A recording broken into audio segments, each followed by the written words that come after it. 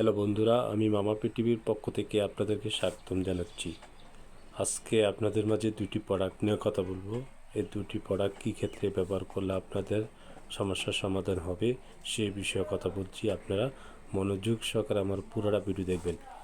এই যে E C plus vitamin E plus C, এটা প্রতিদিন রাত্রে একটা, আর ইদিস্টা 5 প্রতিদিন রাত্রে একটা। এই যে প্রোডাক্টটা কেন খাবেন? যাদের দীর্ঘদিন যাবৎ যৌন সমস্যা ভুগতেছেন তাদের জন্য অত্যন্ত জরুরি ইদিস্টা 5 ট্যাবলেটটা।